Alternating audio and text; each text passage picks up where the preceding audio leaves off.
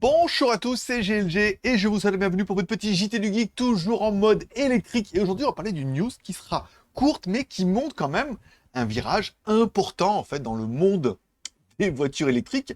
Car oui, BYD vient d'annoncer l'ouverture de son prochain magasin à Tokyo, oui, au Japon, enfin sur le marché japonais ou sur le territoire japonais, comme vous voudrez. Donc c'est le 26 août que la marque annoncera l'ouverture de son showroom dans le district de Toshima, idéalement situé près de la gare de Dikebukuro et de la station de métro Shinkawa. Ceux qui connaissent vont hurler, mais moi je connais pas, voilà.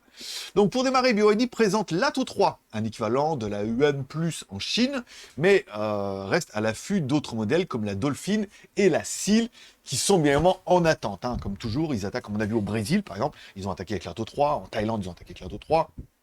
Voilà. Pas mal de pays, ils ont attaqué avec ce modèle-là, et ensuite en fonction de la demande et du marché, ils arrivent à ça, voilà.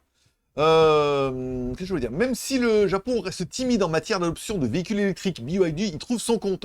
L'entreprise a vendu en moyenne 100 unités par mois depuis le début de l'année. Donc ils sont déjà là-bas, certainement en import, comme dans certains pays. Au début, on importe les voitures, on teste un peu le marché, on passe par des revendeurs. Et ensuite, voilà, une fois qu'ils voient que le marché est un peu mature et qu'il y a un potentiel, ils arrivent. Après avoir posé ses premières fondations à Yokohama en février, BYD a de plus grands plans pour le Japon. 100 showrooms d'ici 2025 et 47 déjà en activité ou en projet. Atachi et Hiroshima ne sont que les prochaines étapes. Voilà.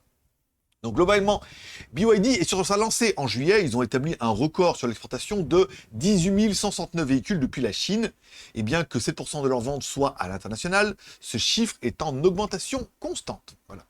Pour plus de détails, vous trouverez cette news sur jtgeek.com.